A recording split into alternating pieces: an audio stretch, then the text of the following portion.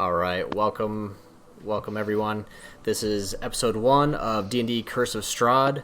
I am Wolverine. We have three others plus our GM. You will be introduced to them as the video goes. So enjoy. Hope it goes well. All right, GM, it's off to you. All right. So, two of you right now, Val and Deidric, find yourselves, for your various reasons, at the edge of a land shrouded in mist. Having stopped at a clearly well-traveled bar that clearly shows that the tracks leaving it are much sparser if they continue toward the fog than the ones that just turn around and go back. Both of you have had rumors that have given you reason and pause and cause to head this way. And you find that the dour residents or patrons of this bar are not particularly willing to talk too much about what is to the north of them, other than to say that very few that go into the mists return.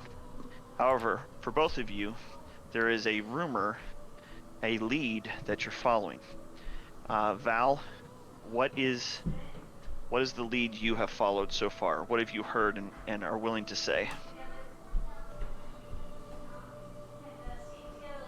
Sorry, one second. I have to make sure I'm running this right. And you'll have a similar question shortly, Deidric. Okay. So, can you hear me? Sorry, I had a hiccup there Go for a for second. So, I've been tracking an Inspired, who is an evil spirit. Basically, has possessed a person, and they're trying to create a portal into another realm to allow the other spirits to invade this one. And I heard a rumor that one of these Inspired has passed this way.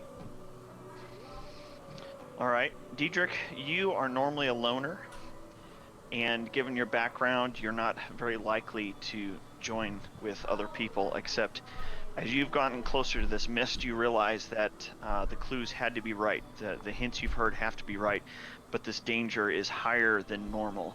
And you have recognized a little more outgoing individual, Val, talking about his plans, and have decided, contrary to your nature, it would make sense to actually have a friend along the path, someone to watch your back. So you approach, and what is your clues? What have you been seeking? I've been tracking a vampire for years. Excellent. So far, it's led me to the small town where I met up with Val, and so I've the tracks have led to this point, and I need to find them. I have too much writing. Humanity has too much writing on this, so it's up to me to make this right. Well, this is excellent, boys. I like it. This is good. Okay, so you've approached Val. You overheard some others talking about these people with colorful garb. Their clothes is unusually gleeful looking in such a darkened place, and they said the best time to cross will be right after we do. They don't explain anything more, but when they leave, you take that as your clue, not necessarily staying with them, but you realize, well, if they're telling the truth, perhaps now is the right time to go. So, at you guys' leisure, so to speak, you leave this no-named bar at the end of a road and start heading toward the mist, following tracks in the muddy dirt as they were. Now I want to take a moment to switch while these two are journeying, and Master Gimbalforth, do you want me to call you Master throughout this, or Gimbalforth? What would you prefer? Wow. Gimbalforth will be fine. Are you going to go by your last name as well? Gimbalforth. My full name is Sir Percy M. Gimbalforth. You can call me Gimbalforth. All right, I will try to, Percy Gimbalforth. Percy All right, M. Gimbalforth. Excellent. Okay, so you have heard rumors of a wizard, and for your own reasons, this has piqued your interest, and you have also been seeking. You heard rumors of not only a wizard that had distorted the realms, but that an entire section of land that used to be there is sometimes there and sometimes not. And you have a bit of a vendetta against them. And having arrived at this bar after they have already left by a few hours, you had heard of this sorcerer having gone through and have wondered, well, if he can go through the mists, is he the one that's causing this? So your journey basically starts an hour or so past them. All right. So back to the two of you, Val and Deidric. There's a companionable silence between you guys for the most part. Both of you are clearly familiar with danger and recognizing when the sounds and signs have changed.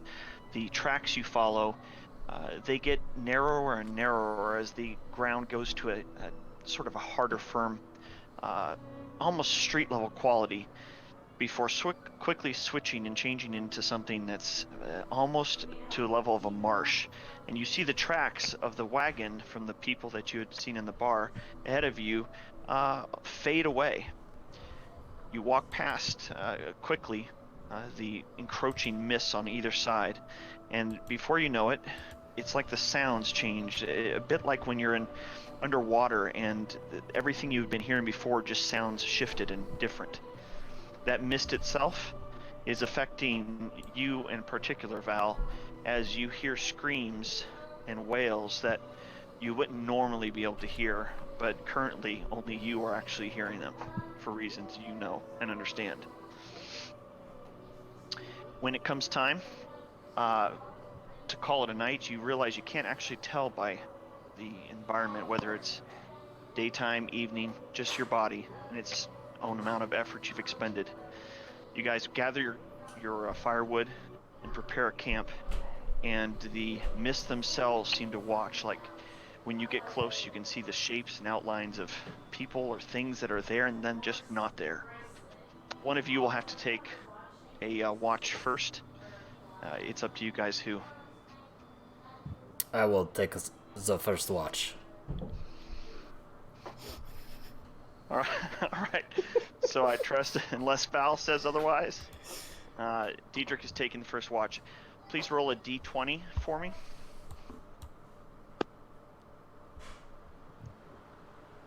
All right. Your watch passes with nothing more unusual than the fact that there are shadows and whatnot still passing through, and it's weird, but nothing seems to come closer to you. You wake up Val at the appropriate time, somewhere around 2 in the morning, 1 or 2, somewhere in there, and you switch places with him. Val, while you're watching, the sounds and the screams are louder than normal. I need you to roll a perception check. Okay.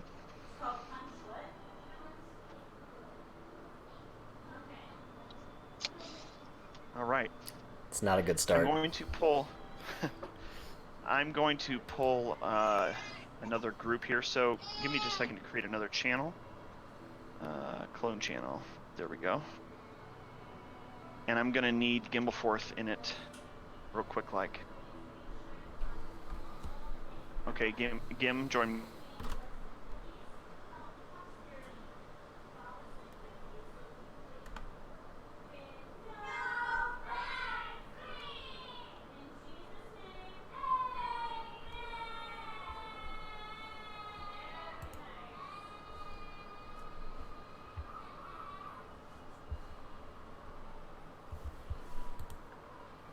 This is exciting. I was gonna say, with all the quietness, it's kind of funny.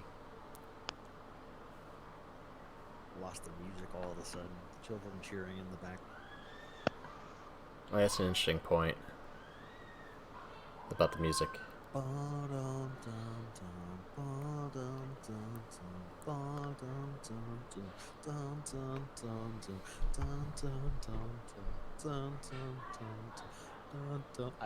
I'll keep it up. It's going great.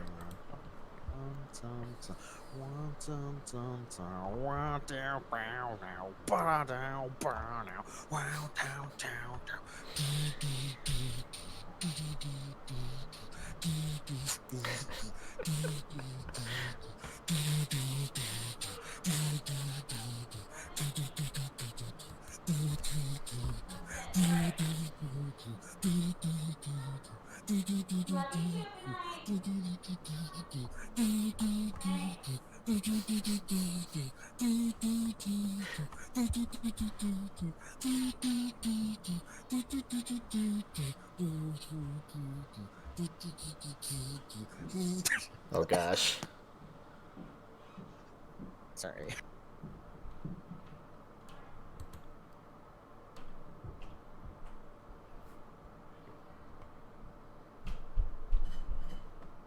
Trying to get some non copyrighted tunes on my phone to play.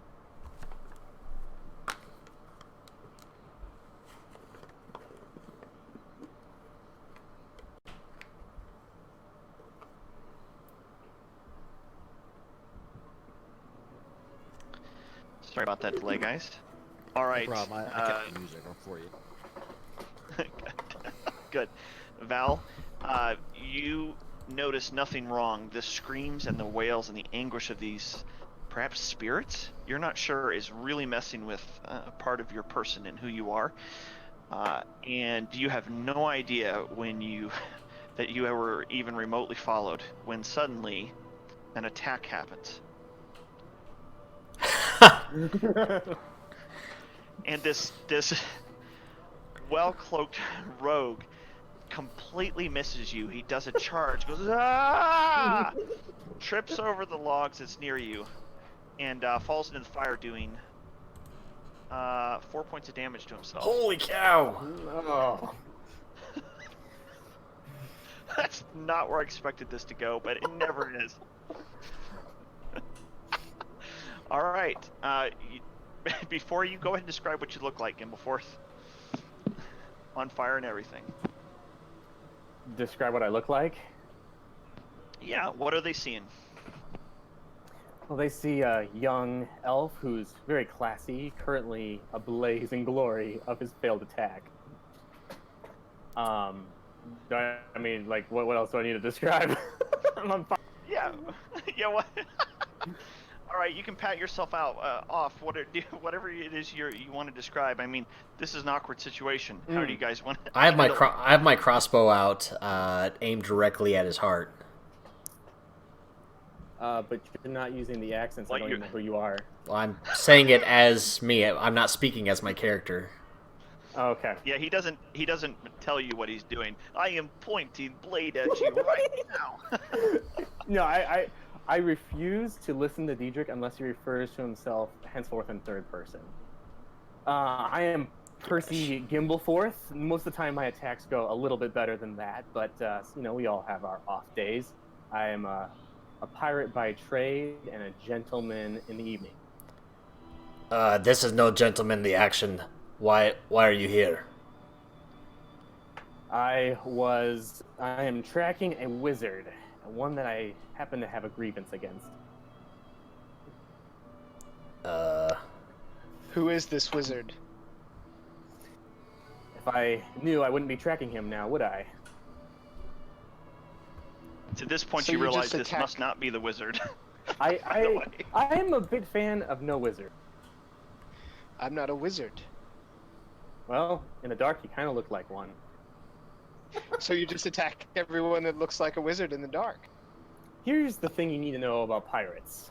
We tend to drink too much and think too little. Now, I try to do a little bit more of the drinking, a little bit less of the thinking. But tonight was not my finest hour, and well, I've burned my coat off, so I'm getting a little chilly. And I'm hoping, since Deidric is off watch, he might be up for a little cuddling. I've traveled for miles fighting darkness wherever I find it. And you're just wandering around trying to kill everyone that looks like a wizard? Why should I not kill you where you stand? Why should I not pull this trigger for attempting to cuddle with me?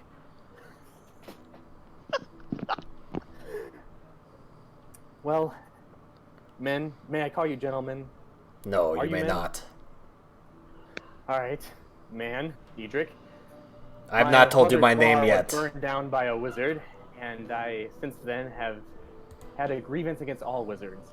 I saw, or I had reason to believe that wizards were heading this direction. When I came upon your camp, I could only assume that you were the wizards I were tracking. Being a fairly simple pirate and a overall complete beginner at this game, I assumed the only thing I could do is attack and try to kill you both. But since that has so unhonorably failed, we are at an impasse where I rely on your mercy and your good graces to let me live and perhaps join you in your mission and kill every wizard I see along the way. There would be mercy involved, however, we are not at an impasse. Make no mistake. I think you should probably turn over your dagger for now until you've proved yourself to us. I agree. I guess since I did try to very pitifully attack you, that seems only fair. It seems like an All right, I honorable want thing you to do. I need you to give me a deception check. What's your name? Gimbalforth? Percy M. Gimbalforth. Do you know how to do this? Is it Dex? It's in the skills tab. What?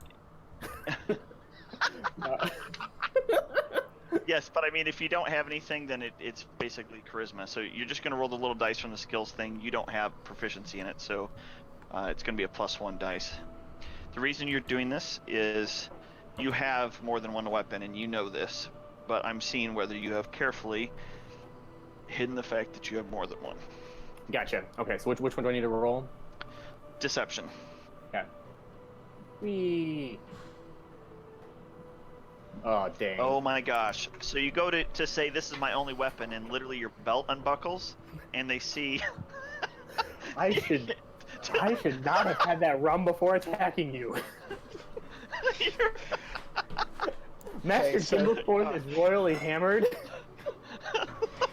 So you guys find a crossbow, a rapier, and a short sword all laying on the ground. So my eyes blaze with a white fire, and I use intimidation to tell him not to betray us again, or we will kill him. And then I take all of his clothes. Okay. Go ahead and roll intimidation, and Gimbalforth, I need you to roll charisma, just straight up charisma. Under abilities tab. Yeah. Yes. All right. He does not fall for that for some reason. Man, you have no middle ground. You are either epic fail or epic win. He apparently drops his pants and says, "Are you sure you want to stare at this all night?" That type of thing. And you realize the error of your ways. You may have my short sword, but I'm keeping my long sword. I see nothing funny about the sword of compensation. No, that's his actual... Well, his short sword is a compensation the other direction. all right. Well, good for you. I still have my crossbow pointed right at your heart. But you realize that his penis is a bigger target. I do not realize that. I think you do. I don't think I do. 20 charisma. I still don't think I do. He swung it around. He swung it around like a little lasso. You couldn't miss it. I think I knocked Deidric sideways when I hit him with it. Well, he was farther away than that. But anyway, okay. So you guys realize he's going to keep his clothes, but you have taken his weapons, Val.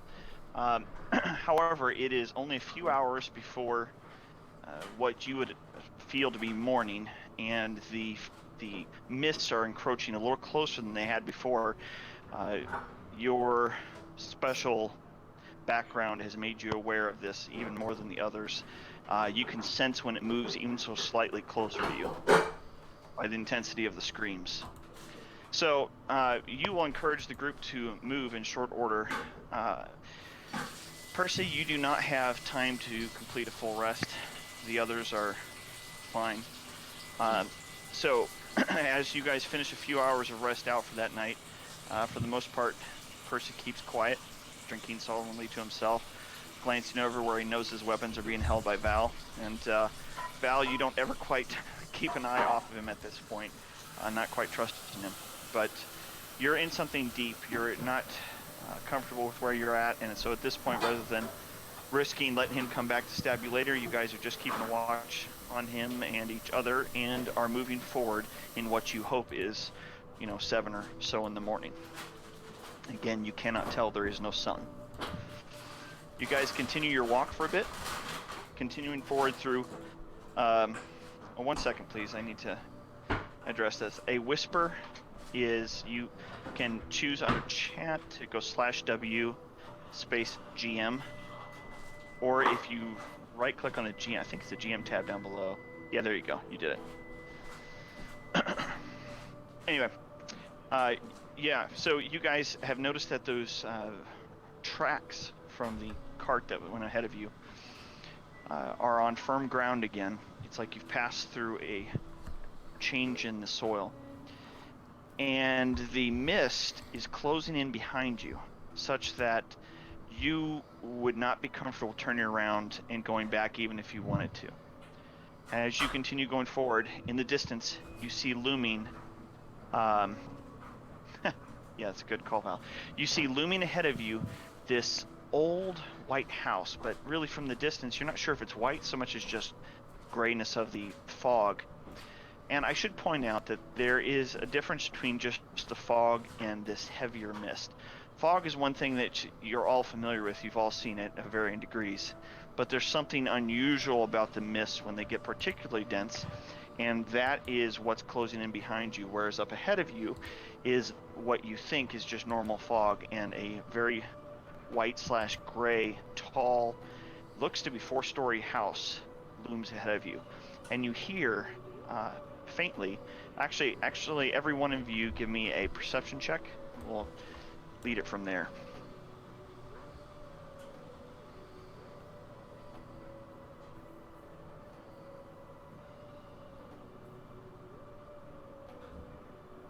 All right, Gimby. You recognize the sound of Percy and a child. You recognize the sound of children crying. And I don't know if that strikes any of you in a particular way, but that is what you hear up ahead. What will you guys do?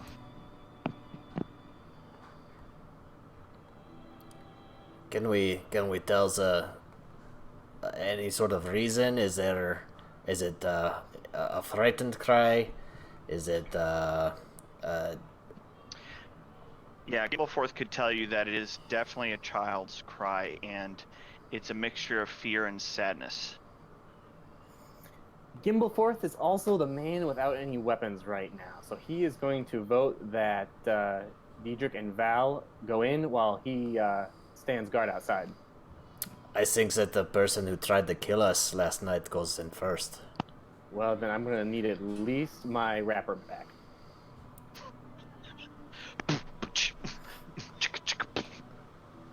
I think that would be acceptable. I say one dagger.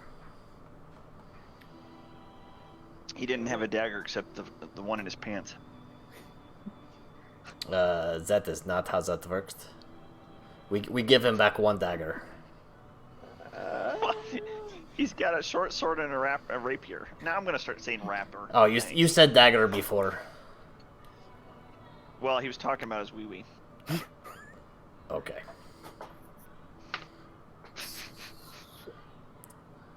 Well, Are you since gonna give him one of Gimbalforth those is back? still a little hungover and a little embarrassed from last night's escapades, allow me to prove myself. Give me my wrapper back, and I shall lead the way.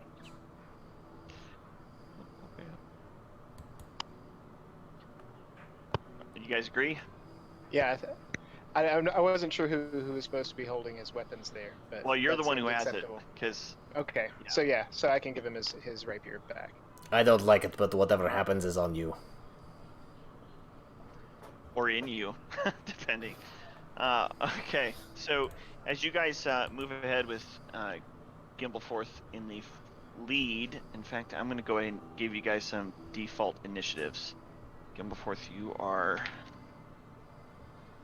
ahead of the others. Okay. I've adjusted this in the combat tracker for those that are watching that.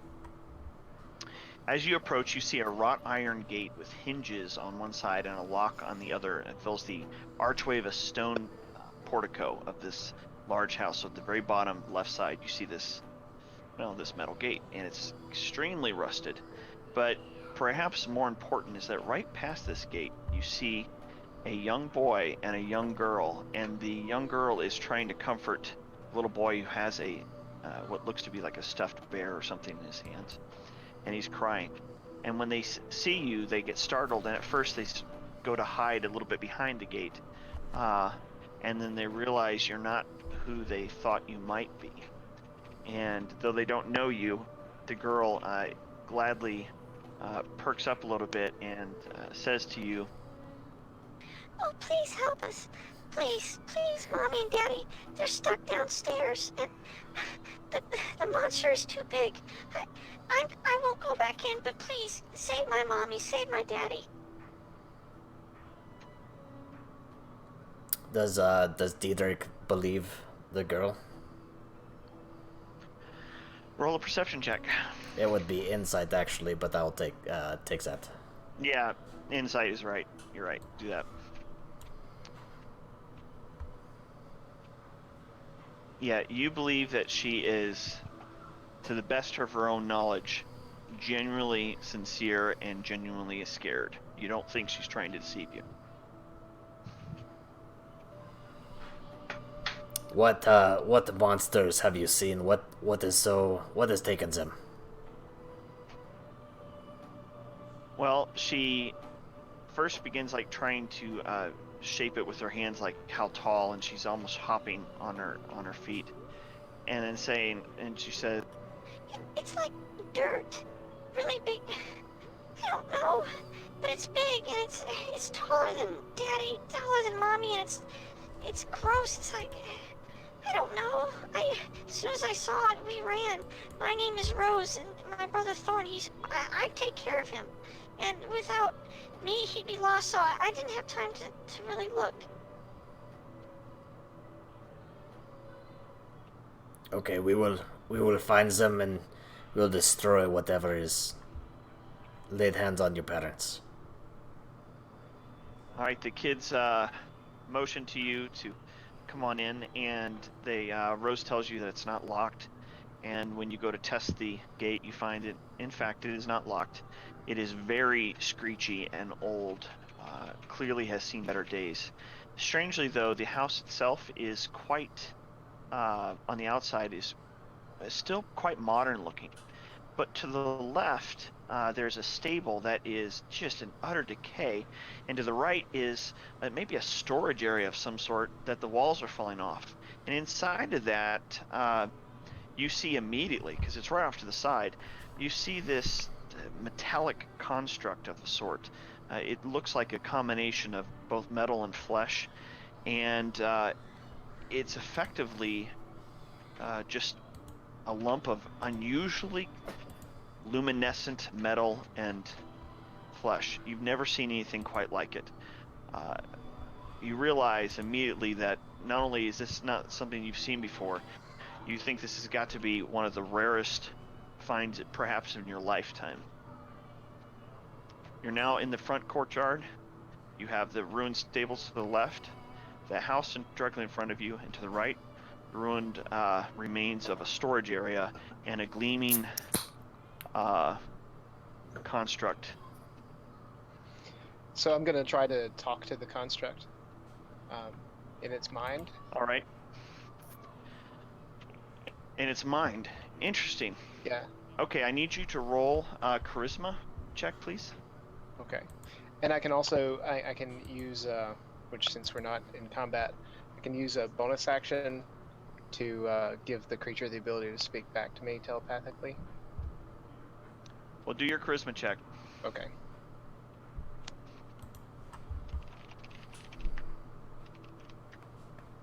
That'll do, pig. That'll do. Well, A pulse of your telepathic energy goes forward, and it's instantly rebuffed.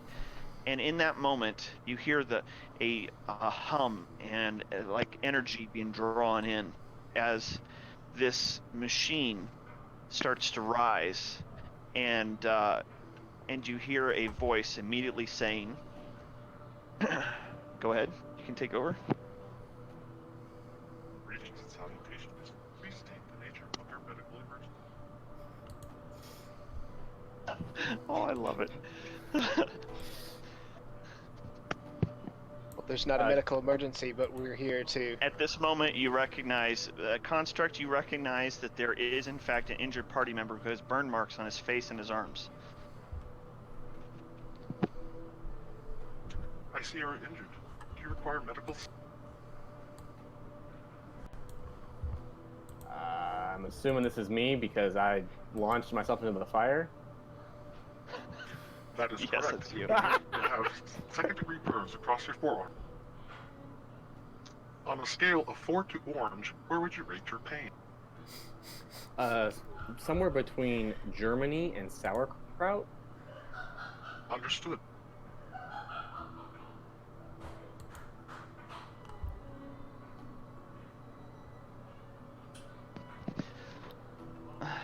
Wrong person.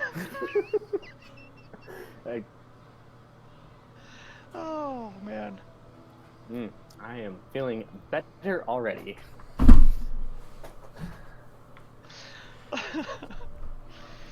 All right, so you guys realize very quickly that this is a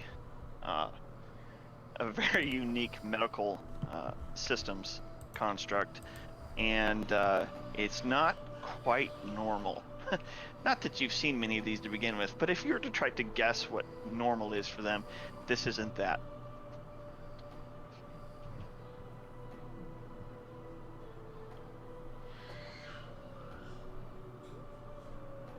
I'm not going to handhold you through what you guys do, so whoever wants to start becoming the natural lead of this party, go ahead and feel free. I nominate Deidric. Ricky. Ditto. Okay. Ricky. Okay. That's a great name. I say to the construct, do you have a... how do you identify yourself? My designation is M3D1C. Medical Third Design, Unit 13C. Okay. How did you come to be here? While you're doing that, he out of order is pulling out this doll out of a medic pack, a strange bulky one. And what you see is this, and he's pointing to where he applied healing salves, but the creature alignment doesn't quite match your appearance, Percy.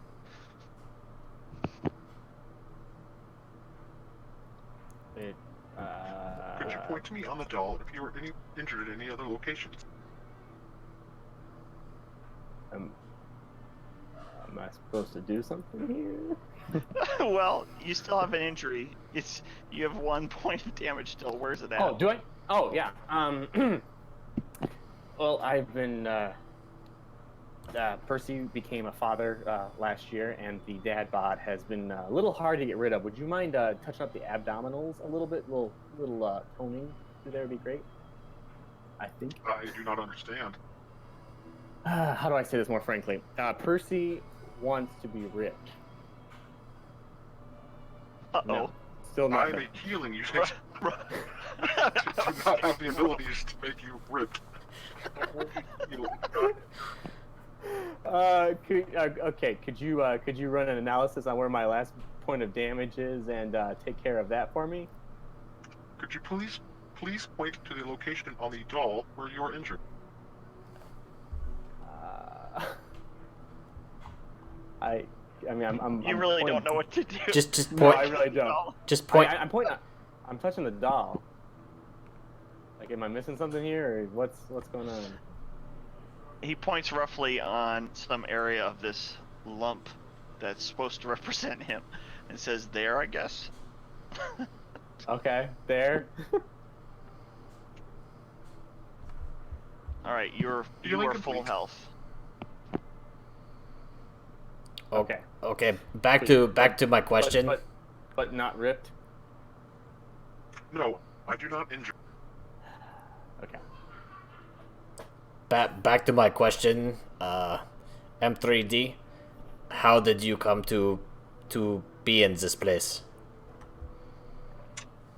I do not know. This location is unfamiliar. Hey, Deidric, why don't you ask him about the parents we're looking for? I was going to get to that. Oh, okay. But at this point, I still do not know if I fully trust him. I mean, sure, he healed you, but who are you to me? You are nobody. I won't say that doesn't hurt a little bit. I'm okay with that. So, M3D, have you seen a human male and a human female come through this area with something that looks like a big pile of walking dirt? I do not know. My latest records do not correlate with the area I reside in currently. So, what good are you other than healing? Which is okay, but how do I know? How do I know anything else about you? I am an M3D Unit 1C Healing Warforged unit. Okay, then I will continue on towards the house. I would like to invite M3D to join us. He seems helpful. Do you have further interest? Well, I have a feeling that some might be coming. I don't really trust Deidric. Affirmative. I will follow you and monitor your vitals. Actually, I will be going last.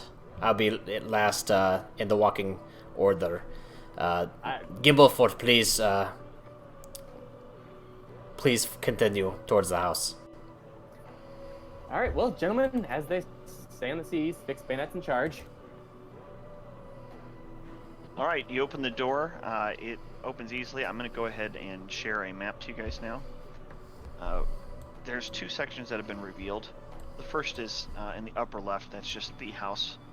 To give you an idea, you've now moved in the bottom left gate and into the front foyer. In the bottom left is where, let's see, we'll put Gimbalforth up front. Oops, this size is not quite right. They did not adjust this. Yeah, something's a little weird with mine. Yeah, that's unfortunate. Let me do a little tweak here. My apologies, I didn't expect to have this problem. Okay, we are on the top layer. Let's see if that links this time. Nope, still didn't. Okay, I'm gonna have to reset the grid. It's very frustrating. These are supposed to come with a grid already. So in fact, you can see the lines, but they are not lining up. So I will adjust them myself. Grid.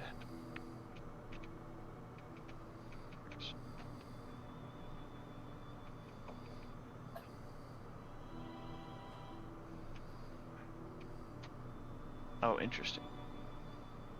Yeah, they're just plain incorrect. We will set it to that.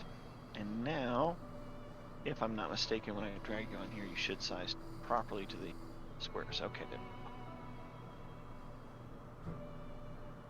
And I can reveal more of this map. It's not like this part down here is that important. Okay, so you see a... Oh, what the heck? Yeah, gotta fix that too. Jeesh. I will get to this together at some point. Medic, there you go. And our final is Deidric. Carefully watching behind. Alright, so the door in front of you is not locked. I trust you're going to go ahead and begin moving through. As such, when you do, you see a grand foyer in front of you. Before Deidric enters the house, he's going to take out his hand crossbow, and at where the end of the handle, there's a long, not super long, maybe an inch long pointy end, and I'm going to quickly take it and jam it into my leg and grimace and rip it out. And now my crossbow is glowing with a white glow. Roll a 1d4, please. Okay. All right. Well, you're set then. And go ahead and give yourself the effect. You require medical assistance? No, I'm okay for now. Thank you. Affirmative.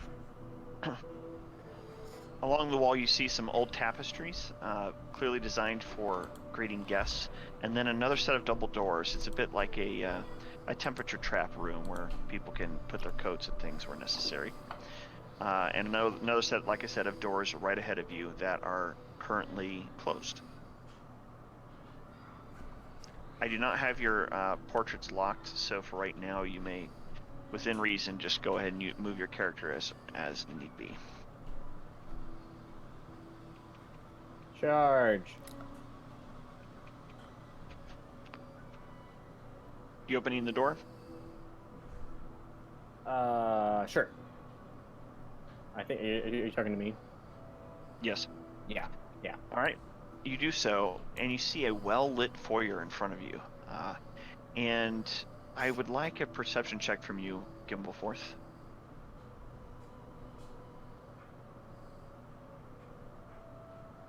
All right. You hear the voices, you can't distinctly tell what they're saying, but you hear a number of them as they are laughing or talking somewhat quietly up to the northern portions of the building. So across the way, where you see two doors, you would guess it's the left door. You hear voices through there. You're currently in what's a wide hallway or wide greeting room. There's a spiral staircase to your east, and again, just well lit. It's actually quite clean, and you don't hear any distress, just the sound of talking and maybe even laughter or camaraderie.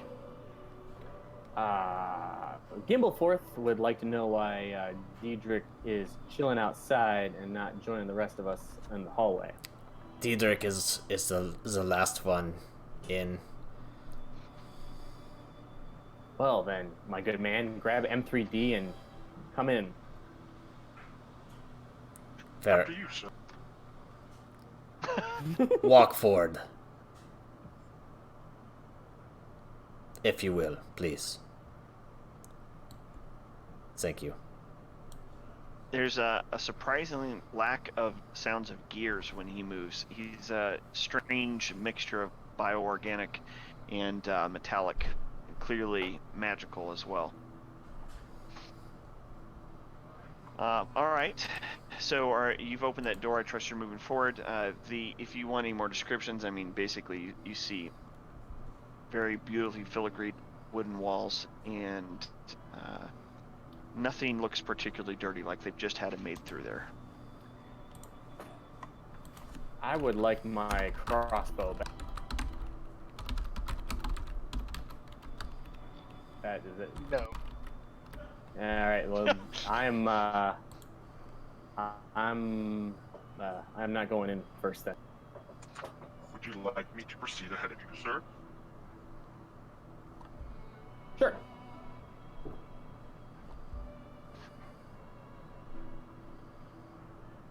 All right, medic, upon coming in here, you scan, but you are unable to hear what Gimbalforth was hearing.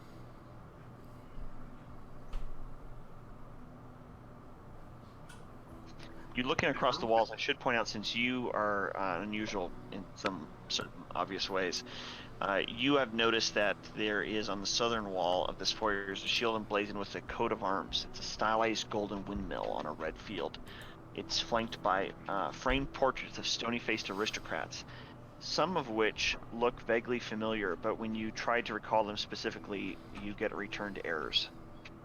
So you recognize that you had an entry at some point, but it has since been damaged.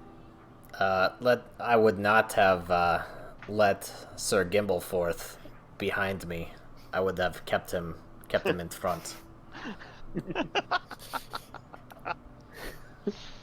Oh, that's great. You are not very observant. All right. I'm on, Deidric. You hear the voices even more, Gimbalforth, as you did before. The sound of laughter and talking straight ahead. Gimbalforth is not currently enjoying the people that he's with, and he wants to go find this laughter. Where do I need to head for that? It's right to the door right out in front of you, the north. I would ping, but pinging isn't working, so I guess I'd do this. Yeah, it's that door. Yep, that's that one. Okay, I would like to go in. I would. All right. You open the door and you see a table with, even from here you can see the food, lots of it. Chicken, turkey, maybe beef, swine, glasses that are half drunk, and bottles of wine that are open. But all the voices have stopped and you don't see a single soul in there. Gimbalforth loves his wine. He can't resist. He sees Okay. the 1312 sherry, and he's already drinking. The tapestries Right. that we see, does Deidric recognize anything about them? Let me look.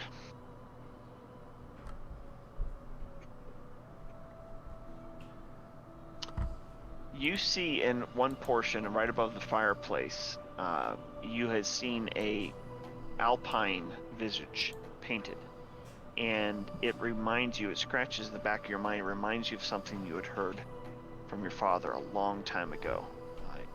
It's almost like he was describing this painting, but this painting looks to be describing a place. That's about it.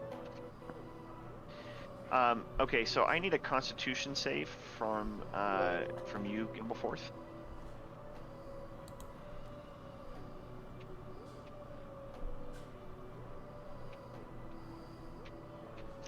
All right, so the wine you drink, you look down and you immediately start feeling just wrong. Something is not good, like you're about to get scurvy or something.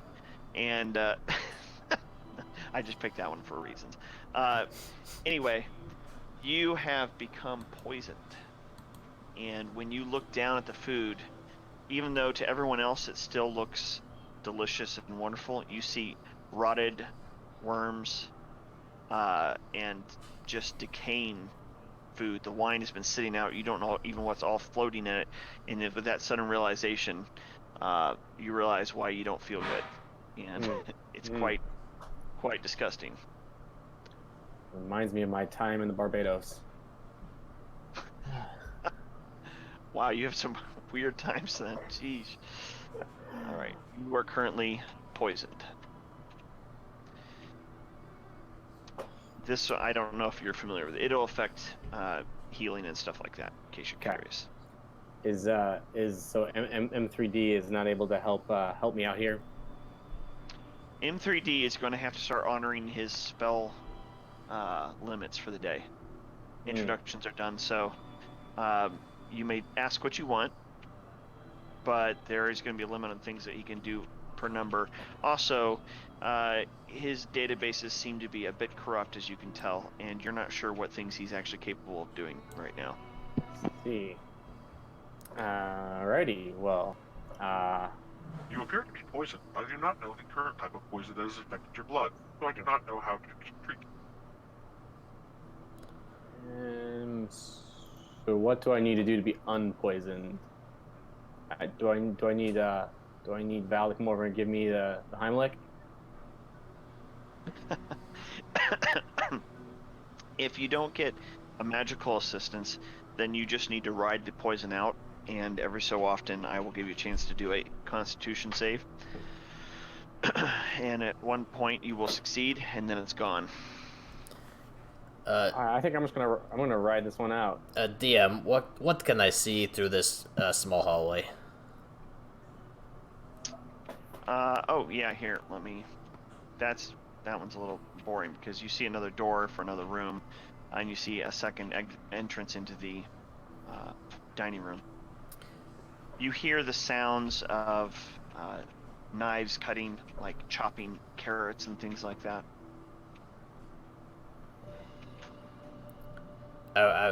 Can I open the doors that Val is right in front of, please? Sure.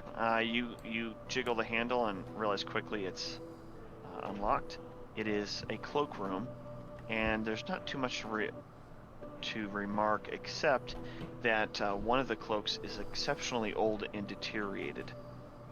It's definitely doesn't fit with what you've seen in the rest of this floor. And I find nothing All else the in fires this are room. burning. All the lights are going. Well, you can roll a perception check if you'd like. Correct, Val. They cannot see. Or you cannot see if I whisper another player. Oh. I don't know, Val. Try it. I did. So if you didn't see, I Okay. whispered Deidric. I was just testing to see how this works.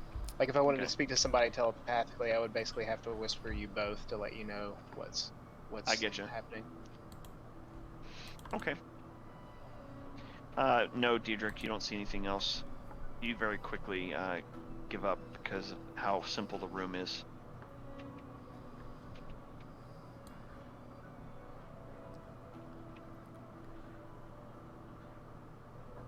Let's see.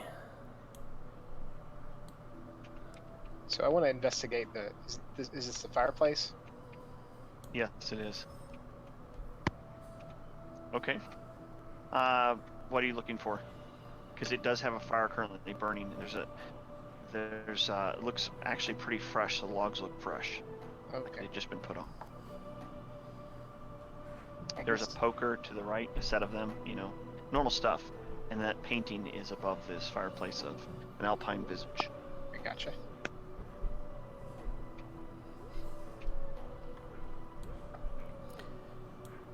Are these windows in front of Deidric right now? Yes, but they're boarded from the outside. Okay.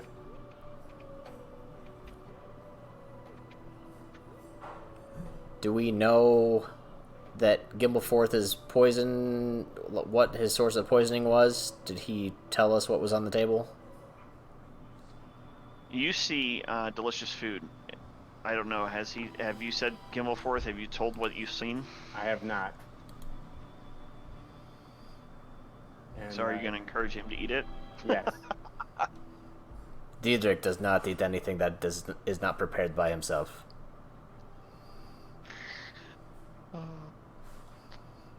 Give me an insight check, Deidric.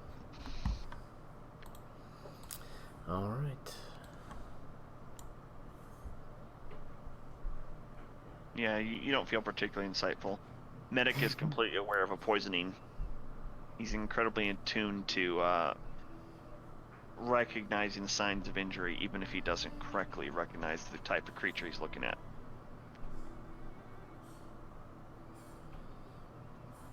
So is there Val, fire? if you want to do an Arcana check, you can. Okay, I can do that.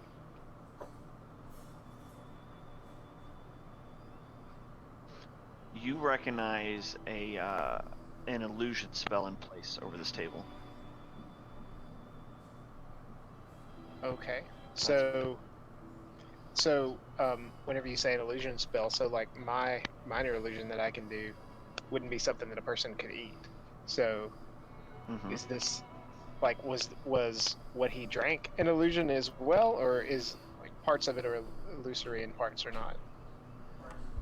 Parts is illusory and parts are not. Gotcha. I didn't know if there was a more powerful version that could do that. Gimbalforth could tell you that he actually did consume something.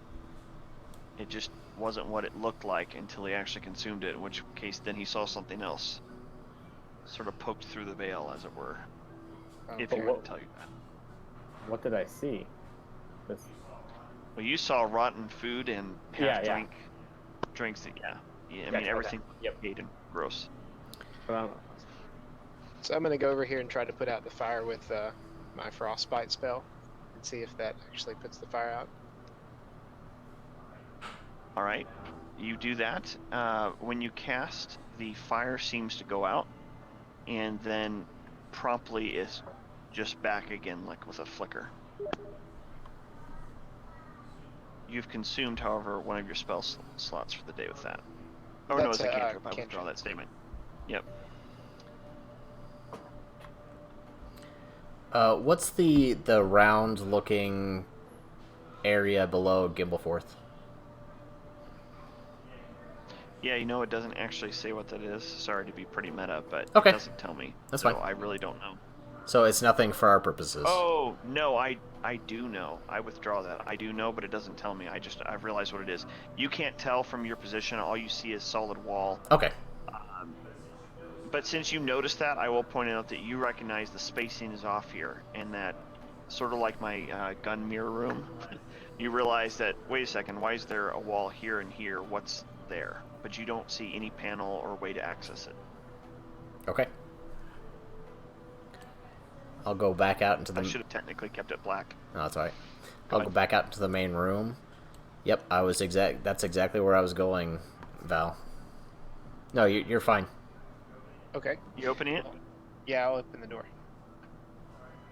All right. You do so. You see a kitchen, and the sound of cutting and chopping immediately stops. It's tidy. It's got dishware, cookware, utensils neatly placed on shelves. There's a work table with a cutting board and rolling pin on top of it. Looks clean. Looks used, but I mean well cared for. You see a stone dome-shaped oven standing near the eastern wall. Its bent iron stovepipe connecting to a hole in the ceiling. Let's see, where is the stove in relation? Okay, I see. Yeah, I guess that's probably all you can tell for right now. So what's this little nook over here? Ah, that's a dumbwaiter. So you can tell that you could actually put food in it, you know, and someone could pull it up to the farther floors. Gotcha. Do I find anything that gives me any clue as to the occupants of this house, or anything that is going on here in this room? Okay, give me an insight check again.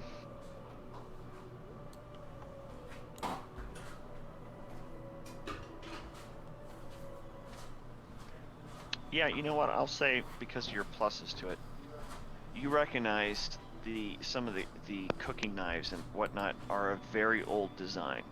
Like, there's better metallurgical processes now, and what you see there is considerably older than you would have expected. So either it's being used as an antique, or someone didn't have the money to get better. You don't really know what, but it looks like the type of gear and equipment the aristocracy would have had, but from a long time ago, prior to your era. Okay. Gentlemen, there's something with this house. Nothing is as it seems, and I don't know. I don't quite understand yet what is happening. But be on your guard.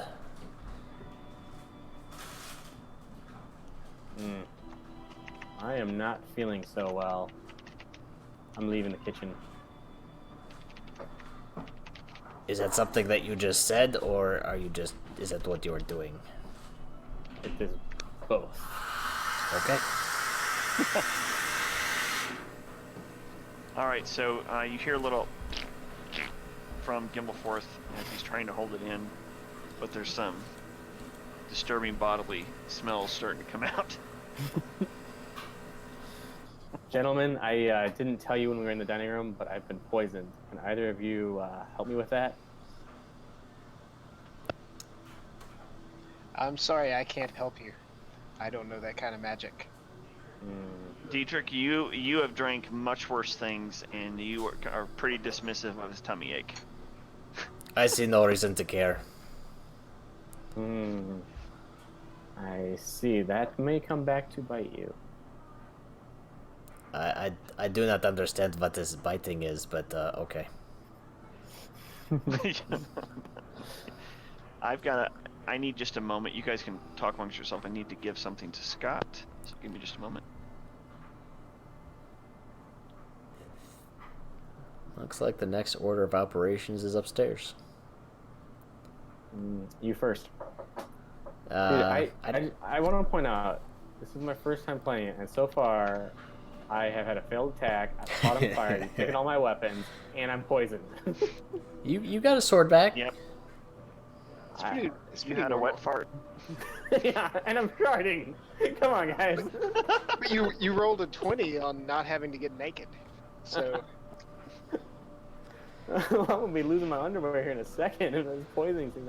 Wait, when do I get to do another Constitution roll? It's only been a few minutes. Normally, it depends. If you're in the middle of a battle, it would be every turn, but Okay. that doesn't really play the same when you're just walking around. All right, let's charge you upstairs, but I'm going first, and I'm making all these guys follow behind me. As I If I might ask, Master Forth, please go quietly. So you're gonna go up the stairs. You had no sympathy. You had no sympathy on me.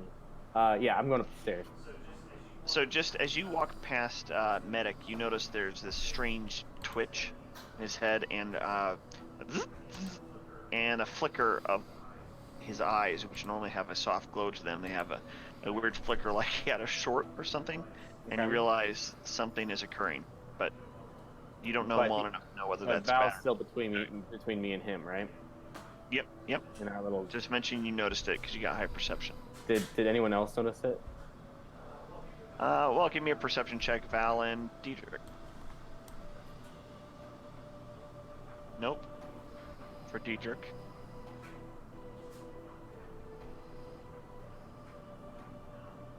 No. Val didn't either. I'm Gentlemen, worried I'm that gonna Master suggest Gimbalforth is going to die of his poison. I do not know what to...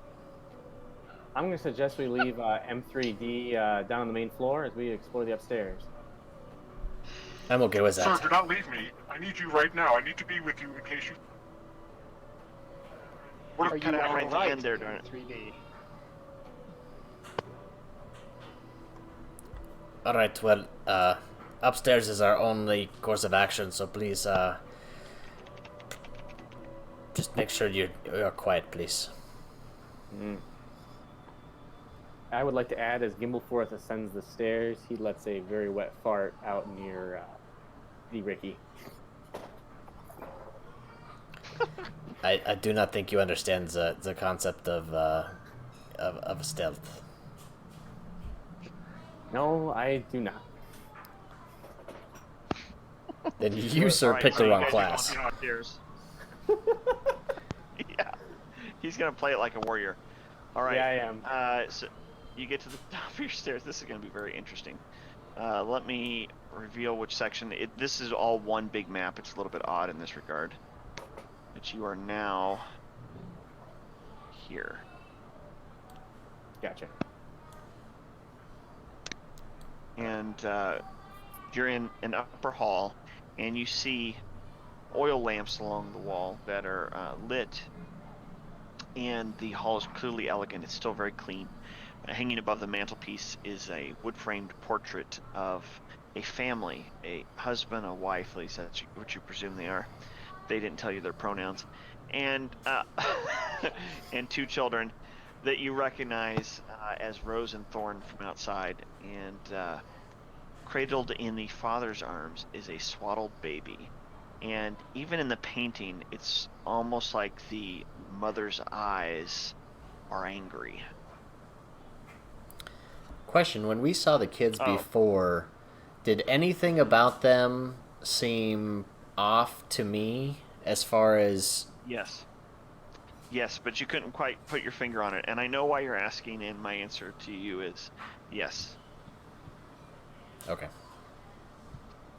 But not malicious, Okay. just not right. Okay. And is that a window that...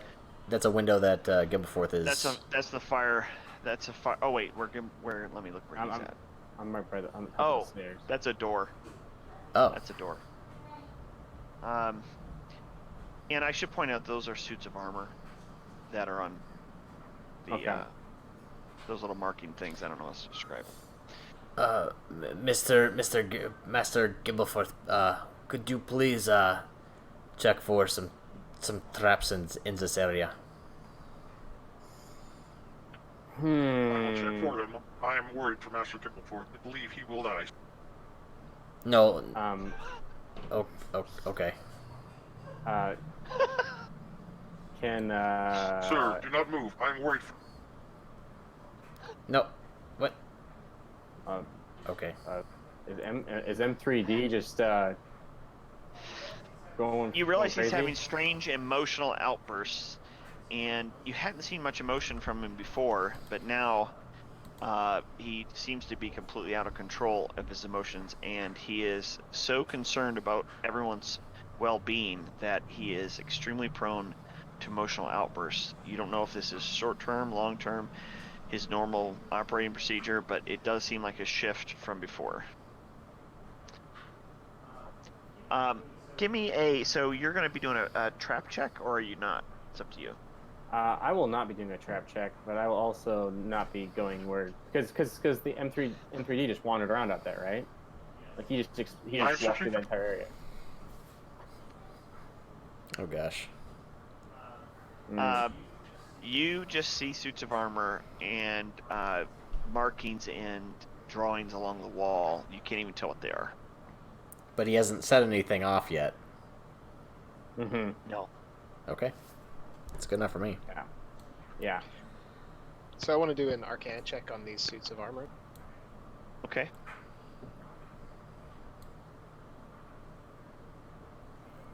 You don't notice anything magical in particular, but I will say that you're finding it challenging to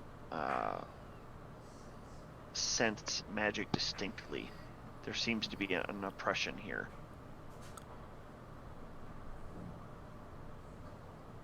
If I investigate the armor as well, or investigate Arcana, whatever, is there anything that Give me an insight check. Yeah, you can do an insight check if you'd like. Mm-hmm. Yes, I've got a +2 to all look- of those, so any of them's fine. Yeah. You can see everything that's there, so...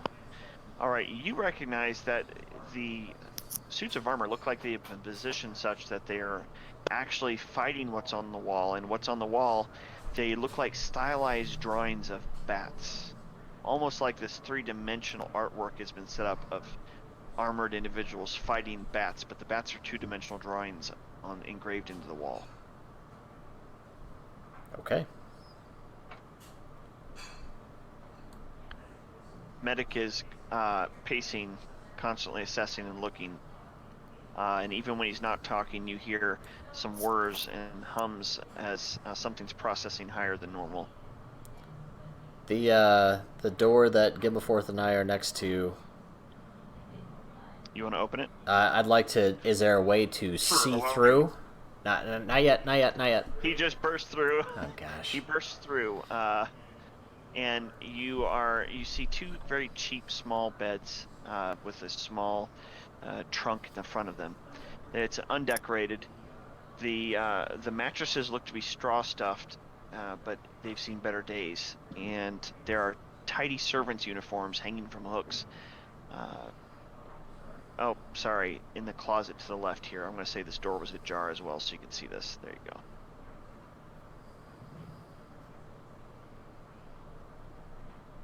But unoccupied, and does it look Unoccupied. Does it look clean? Does it? Yes.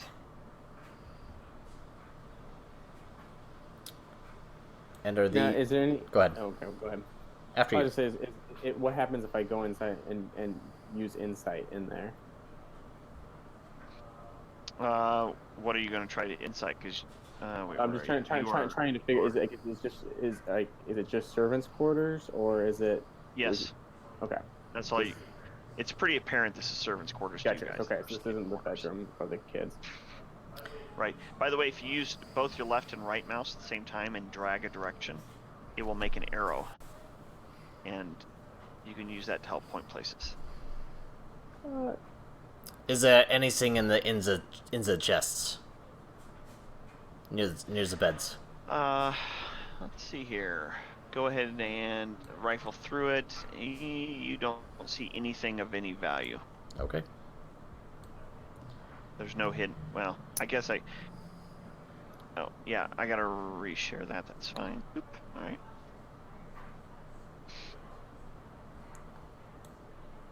While the M3D is pacing, I will smack him on the head. See if that resets anything. You know, I'm gonna have you do a perception check. I've just decided. Go ahead and give me a perception check, because you said the trunks, but let's just pretend, for the sake of argument, that you're not checking just the trunks. You're trying to be a little more circumspect. I don't find anything. Yeah, but you don't see anything. I'm gonna smack M3D on the side of his head to see if I can affect his bizarre behavior in any way. Okay, give me a strength check. Oh gosh. And medic, I want you to Amy 3D. I want you to give me a Dex save.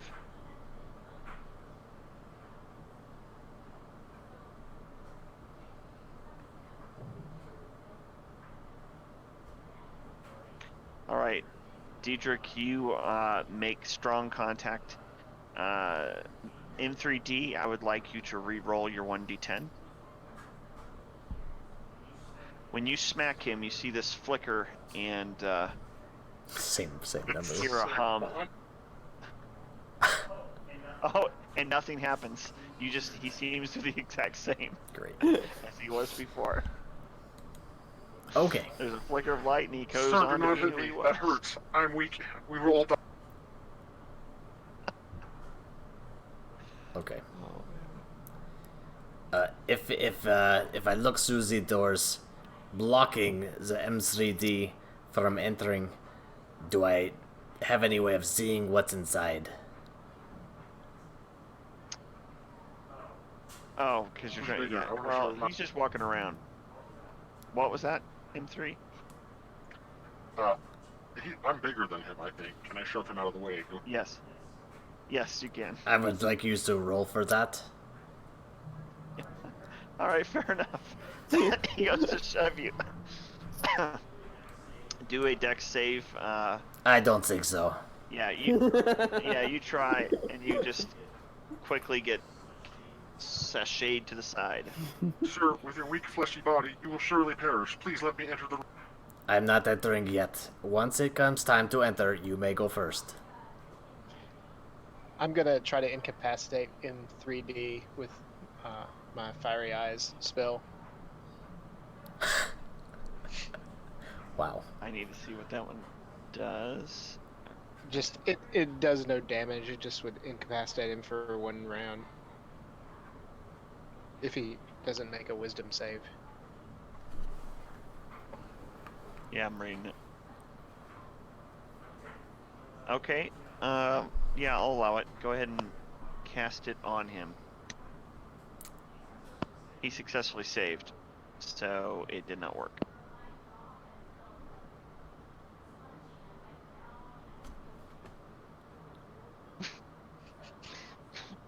Back to the door. Are you gonna go in there? Or are we gonna? I'm just hang out I'm here waiting all day? for the DM to tell me if I can see anything through this door. Oh, Or the you whole. could put on a pair of pants and just go in. That is not how I operate. You see some books. That's about all you can tell from the small crack in the 2 double doors. So no space in the room. I cannot tell anything how big No, it is. you can see some wooden floor. You can see some wooden floor on the ground leading to a table, and on that table you see books. Okay, Okay, if you really want to see what it looks like from that perspective. that There you go. that is okay. That gives me some sort of idea about the size of the room. I will step to the side and say, Mr. M3D, after you, please. He gladly barges in, and you see a library. Red velvet drapes cover the windows of this room, and there's an exquisite mahogany desk and a matching high-back chair facing the entrance and the fireplace, above which hangs a framed picture of a windmill perched atop a rocky crag. Situated in the corners of the room are two overstuffed chairs, floor-to-ceiling bookshelves lining the southern wall. A rolling wooden ladder allows one to reach the higher level of those shelves. The desk itself, that's since is that Val's there? I can't. When I'm in this other mode, I can't really see clearly. Deidric is near the desk right now. Okay, you see several items rushing on top of it: an oil lamp, a jar of ink, a quill pen, a tinder box, and a letter kit containing a red wax candle. Several blank sheets of parchment, a wooden seal bearing a family insignia. It looks like a windmill. The desk drawer itself is empty except for an iron key and a few pages torn from a diary. I would like to take the key and read the diary pages, and also, would I know anything about the family crest? Yeah, go ahead and give me an insight or a history check rather on the crest. Okay. While he's doing I that, do not. And stab the desk and say, "That's mahogany."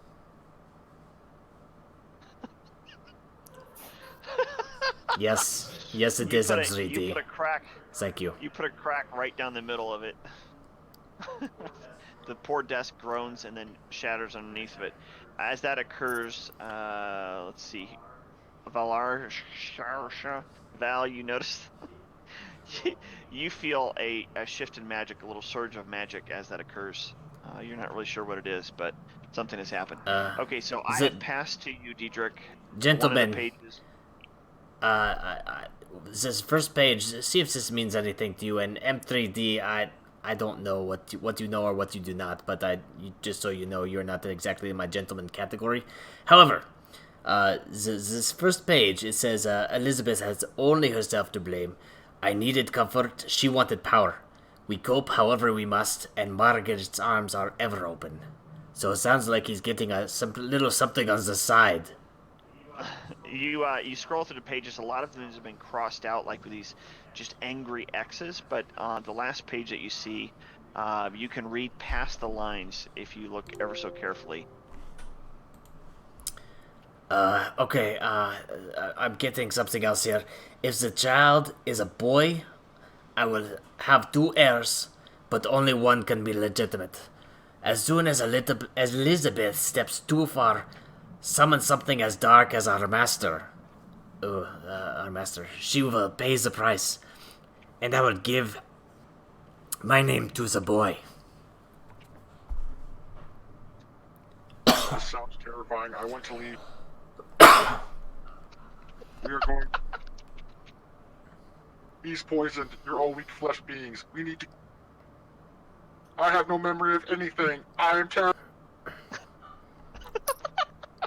In due time, MCD.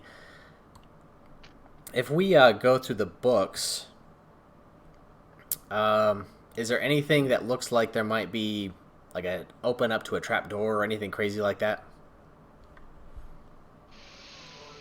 Well, there's a lot of books there.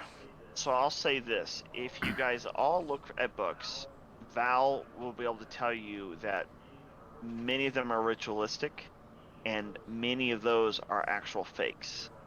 They're like stuff that's sold to the gullible.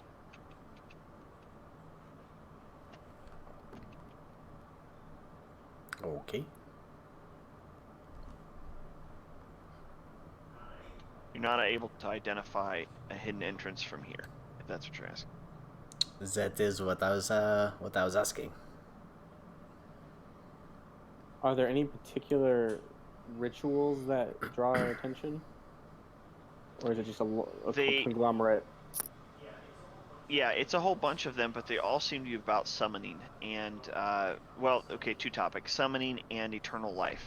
It's like beings that are looking for the chance to live forever, or to summon something strong enough to perhaps make them live forever. Hmm. It's It's hard for you to think though with the Warforged, large. Keep in mind he's a large, over 6 foot sized metal and flesh construct. He's a bit intimidating, and he can't seem to stop pacing and muttering. Can we himself. close the door behind him? Or behind us? Trap him in there? He knows how to Go use ahead and try. doors. No. Can I smack him in the head with my crowbar? You have a crowbar? I have a crowbar. I do too, actually. I Yeah. have bagpipes. It's hilarious. Why does everyone have crowbars? And why are they looking at me this way?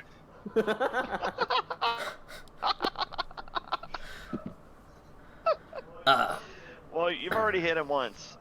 It's up to you. I would point out that he is a Warforged. Now, I don't know how much you guys know, but in fact, let's check that. Everyone give me a history check. Except for the Warforged himself. No, actually, screw it. Including him. I think that's hilarious.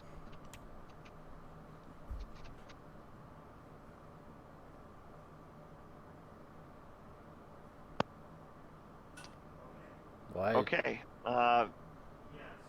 Yeah, so M3D barely knows more than you guys, but he only is aware that he is part of a lineage of highly advanced machines, many of which were designed specifically for inflicting death. He, however, has no memory of that. Okay. Master M3D, please, if you would, the second set of doors.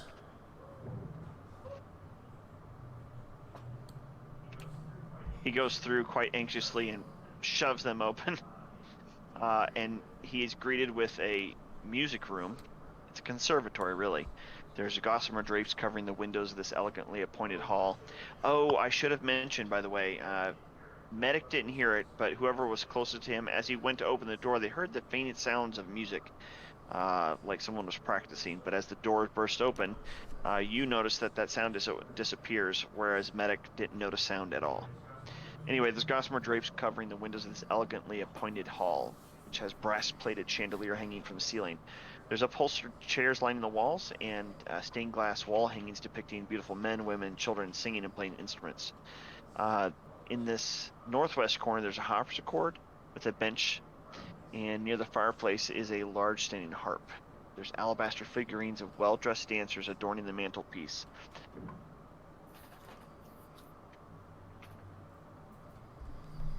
I would like to go play the piano. Did anything happen with that? Okay. It sounds like it's practically hitting. Well, I don't know if do you play piano in real life? Yeah.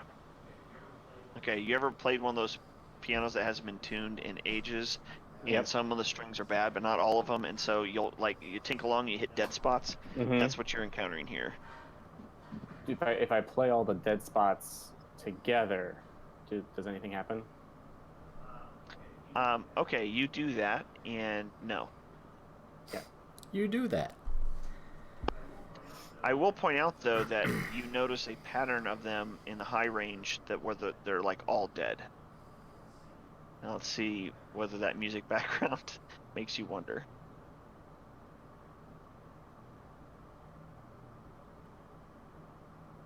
I'm gonna guess not. I'm gonna continue banging while on the Okay. piano. Give me an insight check, please. Let's just go that way. That might be easier. From Gimbalforth. Why is he rolling a disadvantage? Why He's am poisoned. I? Oh, He's poisoned. Oh, He's under okay. the effects of it. Yep. yeah. Deidric, you still think it's just a tummy ache? I've Yeah, had much I'll give worse. you a chance. Go ahead and do it. Do a Constitution save, please.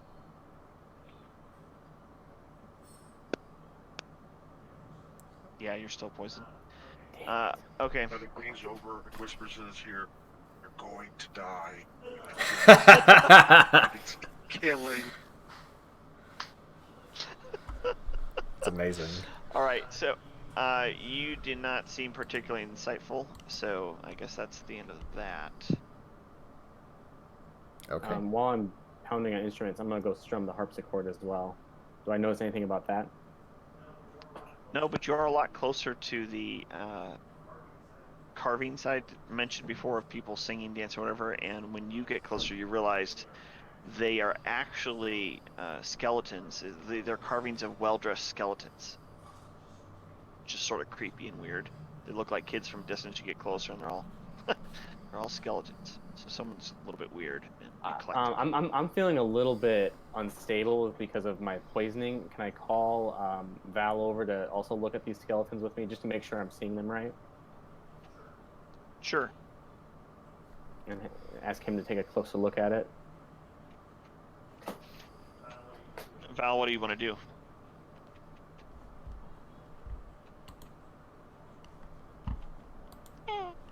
Sounds good. All right. We can't hear you talking, Val.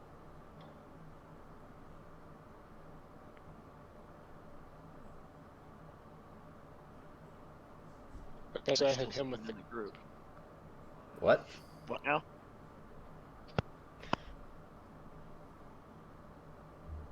Hello?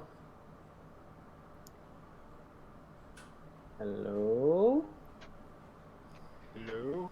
Yeah, what There we, you we are. heard We heard the maybe hello. the last quarter of what you said.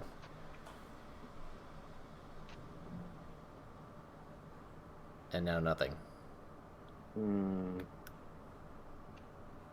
Okay. Deidric is... Yeah, it seems like his. I think the GM's microphone is messed up. It shows him talking, but there is no sound. No, it's not messed up. It's the background sound. I just don't have it loud because I don't want it to override you. Oh, I got. Here's what's playing. See?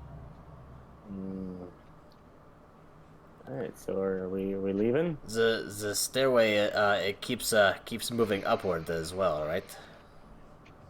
Yes, it does. As you leave the room and close the door behind you,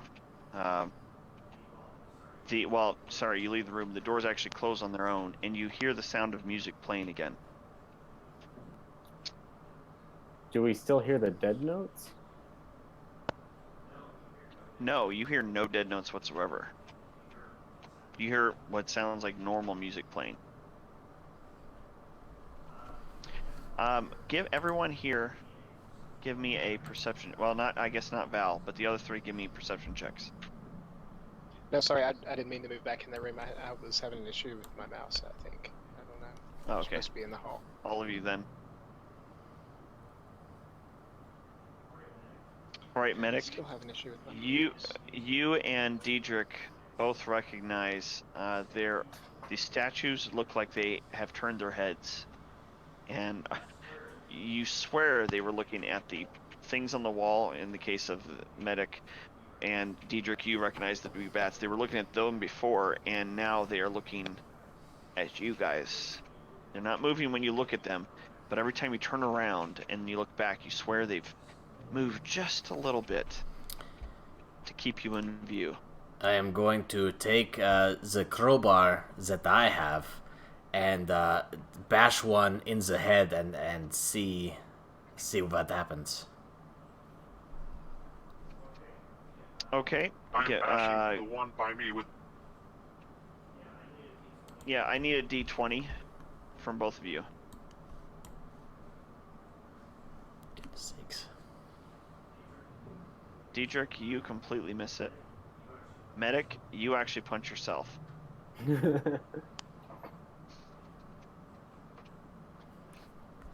Okay. Oh, I know what he's done. There's a flicker of light. You guys are learning to recognize that. There's a flicker of light in his eyes for just a moment, and with that, we're gonna have to call it a night, I believe. Right? We agreed to an hour and a half, and it is now 9:30. It's a weird spot to end it, but yeah. Okay. Okay. I would gladly play more, but that's the nature of this. I think that's fine with me. Gosh, I didn't that's know. hilarious, Scott. Go ahead, Mac. I thought we were going to play longer, so we aren't. I mean, it's not because of me that we're stopping, is it? Because I thought we were just starting earlier and going to go longer. No, I would play longer, but Micah, you work tomorrow, don't you? I do. I mean, I could. We can kind of. If you think there's a better stopping point in the near future, we can do that. Well, we can go another. Would another half an hour kill you or no? No, we can do another half hour. All right, we're gonna carry on. This will be Okay. a little longer inaugural. All right, so yeah, so you guys recognize the lighting flicker and change, and his character, I keep wanting to call him Scott. Sorry, medic stops pacing, and the humming and whirring sound slows down, and he looks almost inquisitive. One arm goes to his chin in a mock human-like stroking of it, thinking type pose. What happened to you? He's asking, hey, what are you guys all wearing? If you want to quickly give him a description, you can just say it. A dark cloak with dark brown pants underneath, a kind of a dark brown shirt, black boots. Yeah. I've got like a gray hooded robe, like in the picture. I've got tall black leather boots, black pants, a loose fitting shirt, and then a very burnt coat.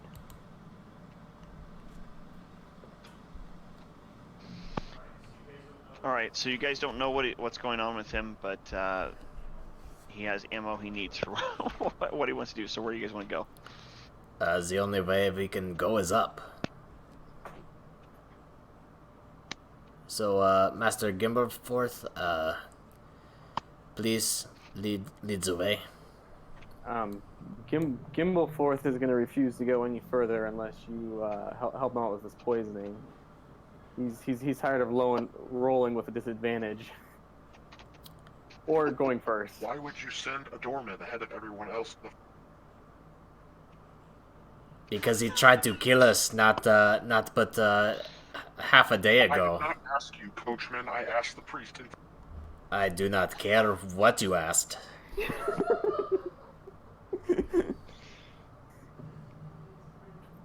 Now, Master Gimbalforth, if you please, and I hold up my crossbow. I'm feeling incredibly uncomfortable and am curling up on the floor to take a nap. Oh man! I kick him. I snore So louder. I'm gonna start going up the stairs slowly. Does that change the order then? Just because the guy is being... Yes. Yep. I still kick him. I stumble up and proceed after Val. All right, this opens up to. Let me put this out here. I'm revealing it. It's up above a bit.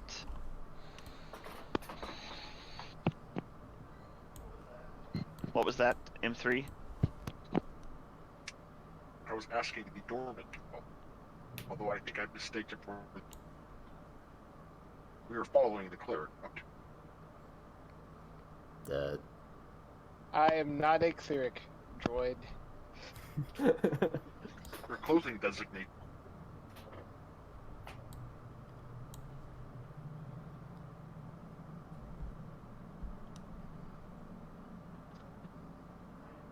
So I'm going to kill my background for just a moment to see if I can get a little more reliability. I have no problems with Deidric and with Micah, but I have issues with Sanji and Val's voices being consistent. Yeah, I do too.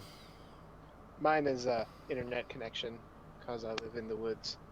Mm-hmm. It seems a little bit better at the moment, though. Yes, it does. Yeah, it definitely was. As you can tell, M3D has identified you guys by your clothing and has determined your roles based on this. Anyway, this room in here, oh yeah, that's probably important. You want to know this. So you climb this red marble staircase to its full height. You come to a dusty balcony. Now here's what's strange about this is everything prior to this had looked super clean. When you come up here, all of that is gone. Rooms are darkened, incredibly dusty. You haven't seen any footsteps or anything in here. And yeah, you realize you're the first one to be here in a very long time. You see a suit of, and that's right next to Val, a suit of black plate armor standing against one wall, draped in cobwebs.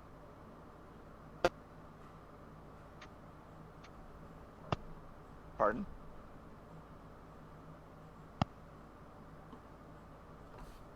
Connection issues. Yeah, can you hear me? Yeah. Yeah, I can. Okay. Medic, you've gotten within range, and as you do so, you see a bit of a counterpoint to you as that black armor suddenly gesticulates and moves and clearly wakes up. And you may all roll initiative.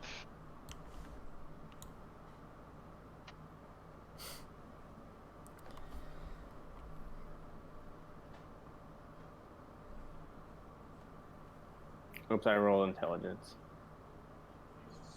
But you just roll the initiative. That one's in the middle of your character sheet. Initiative is. Yep. Okay. Dang. Val, you recognize quite early that this suit of armor is awakened, and so you may decide what to do first.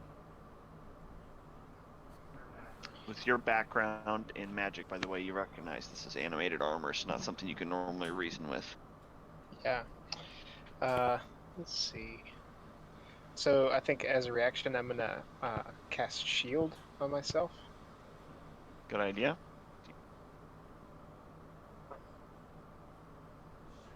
A shimmering And- shield appears around Val. And I'm going to, I guess, try to take a step back over this way, which I know will make like up against the edge here. I know that's going to be an attack of opportunity if he's going to attack me. Yes, it is. Yes, it is, and he is going to. He immediately identifies your movement, and let's see, where's his stat blocks here? Let me do it this way. Where is it? Sorry, I'm having a little bit of trouble finding it. It's not showing where it's supposed to show normally. Maybe if I do this, I can do it. Yeah, it is. Okay, this works. All right, so the large arms attempt to grab you and successfully literally lifts you off the ground and slams you down against the wall where you were headed. And, it was only, that's all he can do for attack of opportunity, so there you go. Okay, so since the other was a reaction, do I get to do other things or no? Yeah, yep. You get one full action still. Okay, well, I will cast Pick yourself frostbite. Yeah, I'll pick myself up. Okay. And then I'm gonna cast frostbite on him. You're in bad shape.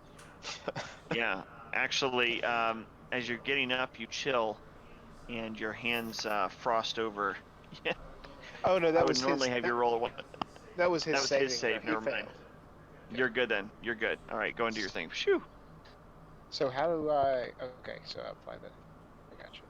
Yeah, you just do the damage one. And then the effect. Yep, very good. Nice. Okay. All right, the armor chilled a bit, slowed down. Well, honestly, what makes sense is you're the one who moved. He charges back towards you. He doesn't quite get out of the range if you notice though. Yeah, but you can still hit him. He's still within range. You have to watch your square. Pardon? Attack of opportunity? Yeah, attack. Right, but you're still within range. He hasn't actually left your range yet. So you wouldn't get one until he gets outside, till one of your squares gets outside of the range, and neither of us are. Yep. Sorry, man. He swings to attack it. Oh, and he misses. And he's going to attempt again because he gets 2 attacks. Oh boy. Oh, that one hit. And he grabs you at your head and your feet and just slams you back down to the ground. You are currently unconscious. It's going to automatically do death saving throws, so you are in a lot of trouble though. Deidric, your turn. You see this damage happening to the sorcerer you just met. realize this is bad. Okay, I'm gonna attempt to take a crossbow shot at the armor. All right. Okay, that's weird.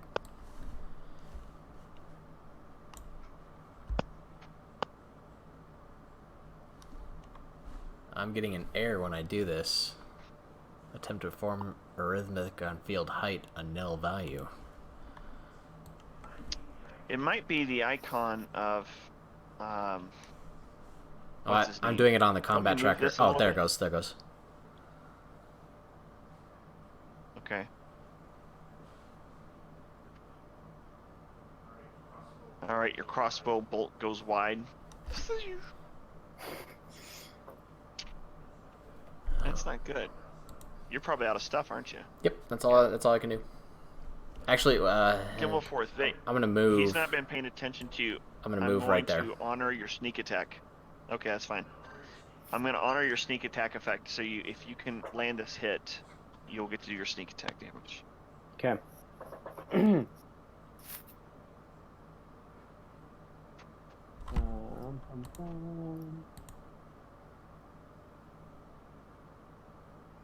I'm sorry, where are my attacks again? Go to your actions. The action. Action.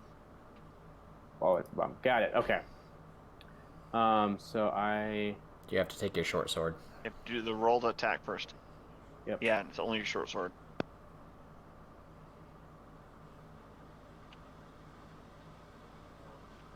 Oh, because you're poisoned. But you... So that's still a hit. Wait. It's on himself. Oh, yes it is. But it is going to be still a hit, so make sure on your follow-up that you do it on the animated armor, because I'm going to allow that, because that is a hit. How?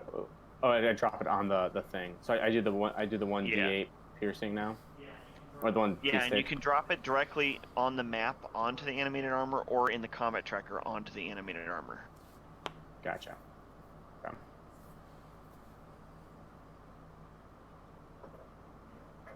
Yeah. Okay, good. So your sneak attack lands, you happen to get past some plates, you feel an unusual metallic resistance. I guess you would expect that part, but you feel like a resistance that's magical beyond that. And the damage definitely lands, but there's a spark that's something more than just metal on metal as you strike deep. Alright, so technically, you could use your bonus action to either disengage, try to hide, something like that, or you can try to do a 1d20 follow-up strike. I don't think you don't get any of your bonuses. I don't think he gets bonus actions yet at level 1. You always have bonus actions. Oh, does he not have... Well, actually, wait a minute. You might be right. It's been a long time. Okay, you're right, probably. We'll just ignore that then. Never mind. So I'll have to look into it later. Can I would like... Though. Yeah, I would like to head towards that door by Deidric. Can I get through there? Okay, you can go through there, but if you get outside the range of armor, look at his square. If you get past that blue line, it triggers. He's already used his reaction. It doesn't do another attack of opportunity. Oh, you're right. It's still the same combat turn. Yep, You're right. You'll be fine. Yeah, so I'd like to head over here. Okay. You can go ahead and move him. Alright. Yeah, that's fine, because the triangle makes it look weirder, but yeah. Okay. Alright, you're over there. You successfully move. M3, it's your turn. Footman, coachman.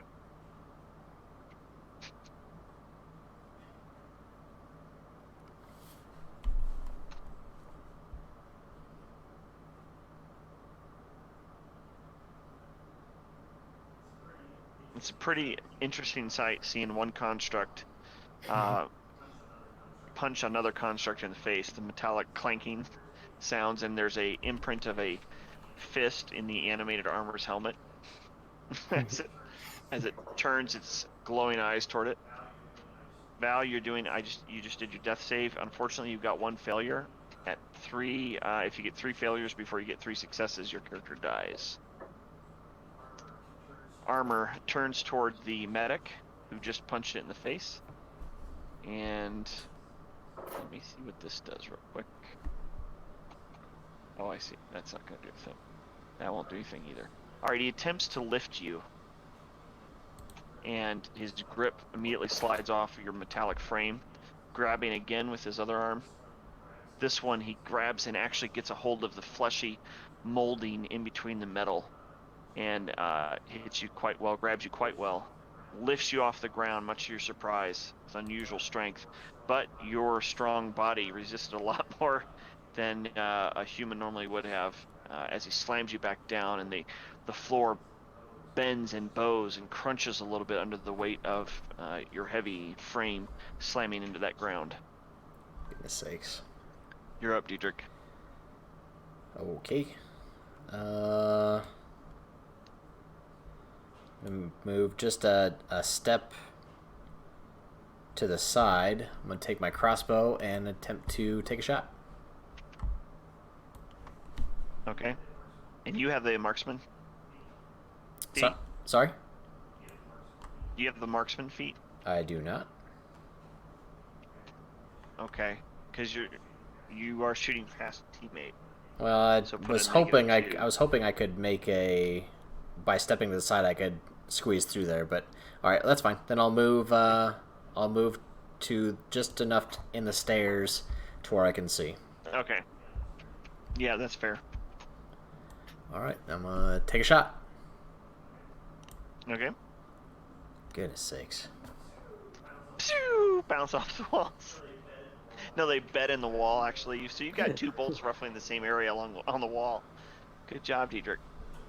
All right. They're really happy you're there. Gimbalforth, give me a constitution save, please. I should have done this once before. In fact, you can give me 2 in a row. Alright, you are no longer poisoned. Hey. Huzzah. Can I go over to Val and get my crossbow off his unconscious body? Yes. Okay. That's what... I love it. Yeah, go for it. So I'm gonna go over by him, and then can I use my crossbow to take a shot? Not normally, but we're going to say yes because you're prepared to kill him before, so it was loaded and good to go. I'm going to allow it. Go for it.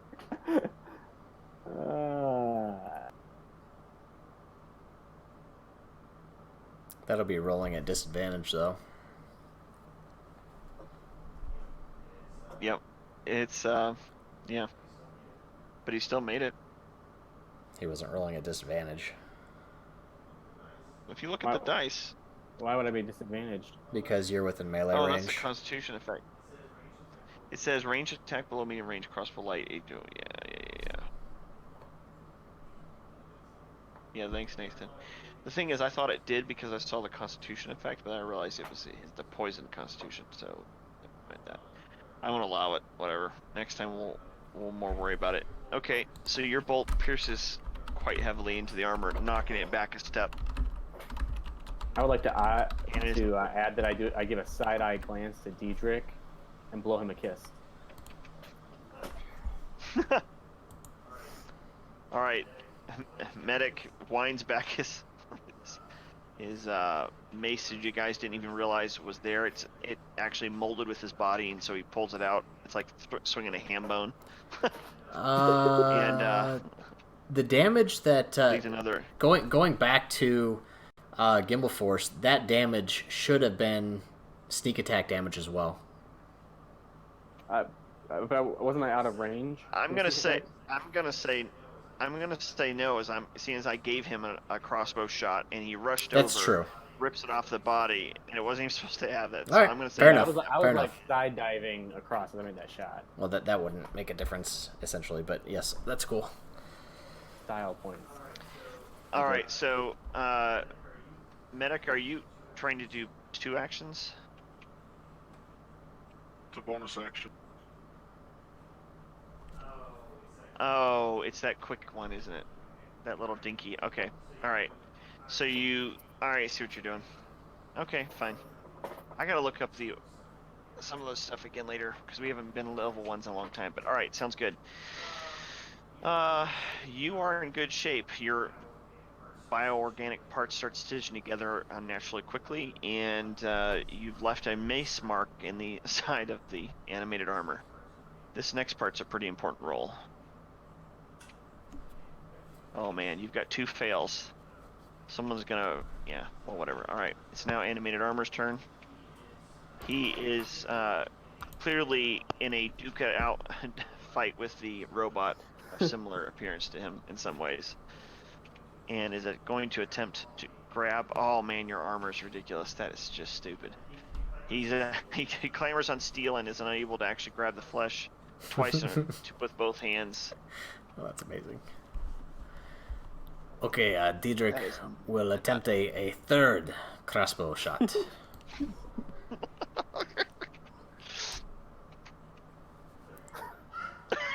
Coachman, get out your horse. Get out your horse with me, your coachman. Deidric, you poor guy. You done? Let me look at something. Yeah, I'll be done. Can I do anything Right, to help Percy. Val at this point? You can spend your turn to stabilize him if you want. I will. Basically- what will that do? That will stop him from the dying state. I will do that. All right, because you won't have anything else. Mm-hmm. But that if you he rolls can do. another one, he's dead. Right? Yes, he would literally die, and none of you guys can resurrect him. So it'd All be right. So I feel like this is a good use of my turn then. What? Yep, fair enough. Okay, you are now holding his wounds. Go ahead. What are you asking? Do I need to roll something for that? No, I'm going to allow a stabilize. It's not going to give him any health back. He's not going to be able to get back up, but you're going to keep him from dying. So you are going to roll with advantage. In fact, go ahead and click the advantage button for yourself now. And if you get, while he's stabilizing you, you basically get an enhanced chance of being able to stand back up. But you will not die even if you have a bad roll right now. You won't be able to stand back up. You'll still be unconscious. All right, M3D, you're up. Dorman, keep pressure.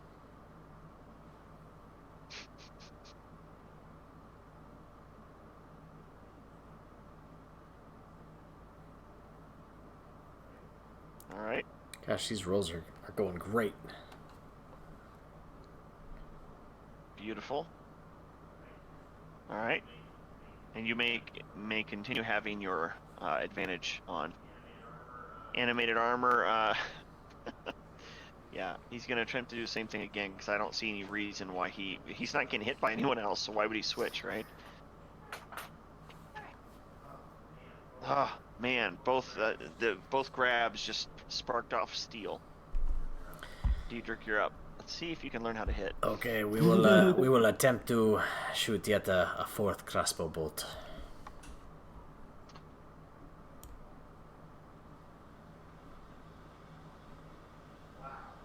Wow. Okay, so. And Deidric quits the game. Gimbalforth, I need you to roll a dex save, please. Okay.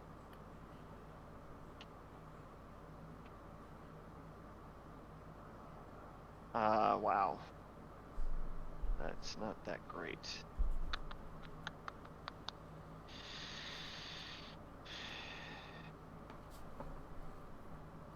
Alright, this will determine. Oh, dear lord, I'm sorry, man. Alright, so I need you to roll your damage, Deidric, on Gimbalforth. Okay, let's hope, yeah, good luck.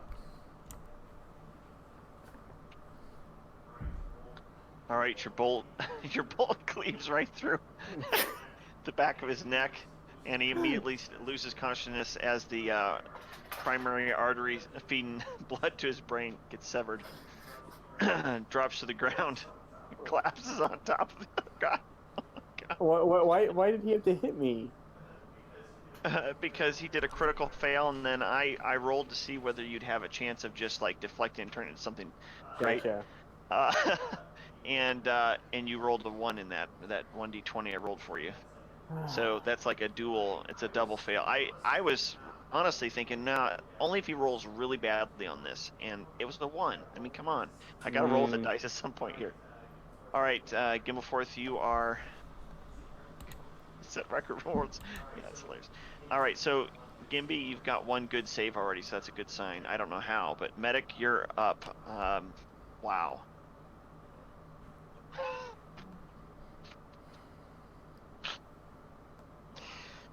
Oh my god. All right. This is unbelievable. Oh. All right, the armor swings at you again. Fails. Fails again. Oh my gosh, you are made of steel. All right, let's go. Can only go Deidric. uphill from here. This is stupid.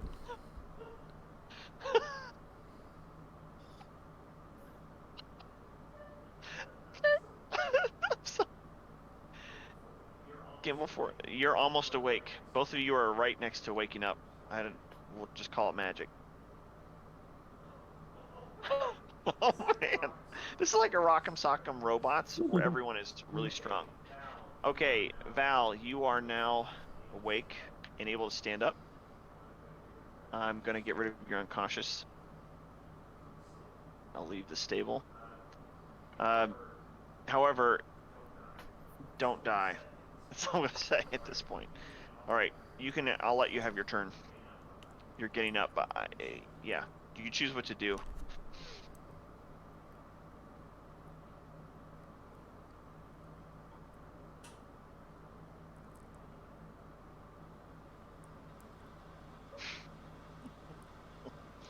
Just glad that wasn't a 1. All right, that's your turn. You weren't not gonna have anything extra because you had to stand up. You just came to consciousness, tossed your magic, hit the ceiling, chilled it a little bit, and the armor is not even noticed because again, it still didn't get hit. It swings its fist to grab a hold of the stupid Warforged, and it cannot get a grip for the life of it. Okay, we're gonna try for a 6th time now. No, fifth time, I think. Yeah.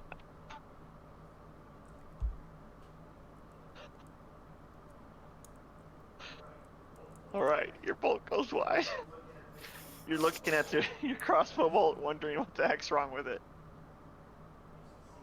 You succeeded. Good, 1 more, and you're up. Yeah, in 3. Oh my god. Well, at least it failed that save. That's good.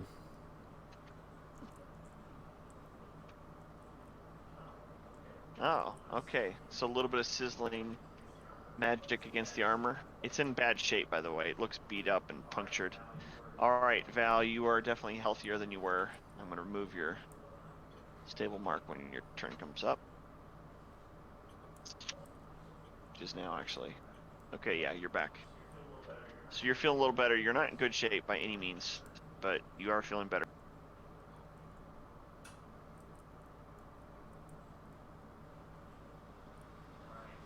All right.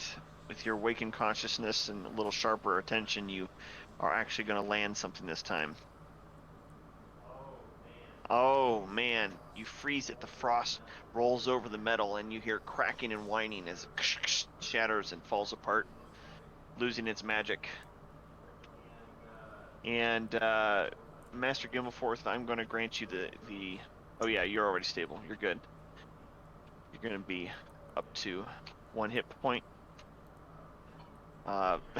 You're holding your neck. You're very faint. You're weak. I'm going to rip the crossbow out of his neck. Or the bolt out of his neck. And then walk across the room and grab my other bolts. Alright, I'm going to grant you your 20 bolts then. That's the standard allotment. And I'm giving you all your ammo back, because this is a closed room. There wasn't risk really of you losing them. Alright, it's been done. Okay, so we are now at the official 1/2 hour farther. You have destroyed the animated armor. You had heard nothing try to join in on this fight. Everything is dark and dirty in here, and the voices that you've been hearing on the previous floors is not currently going on. And that's where we're going to call it for tonight. I hope you guys had fun. All right. Yeah. I know I did. I honestly wondered for a moment whether this was going to end up being a TPK on the first night in the first 2 hours. I would Yeah, that delete was the entire video that I've been collecting. It'd be ridiculous. No, anytime that go viral. All right. Well, Pretty amazing. until next time, Thanks for gentlemen. joining us, Micah. Yeah, it was fun. Yeah. Thank you. Thank you very Good much. times. All right, take care, good. guys. See you guys. Y'all have a good one. All right, and hopefully next week goes better. So thanks for tuning in. Thanks for watching, and we will see you in about 2 weeks.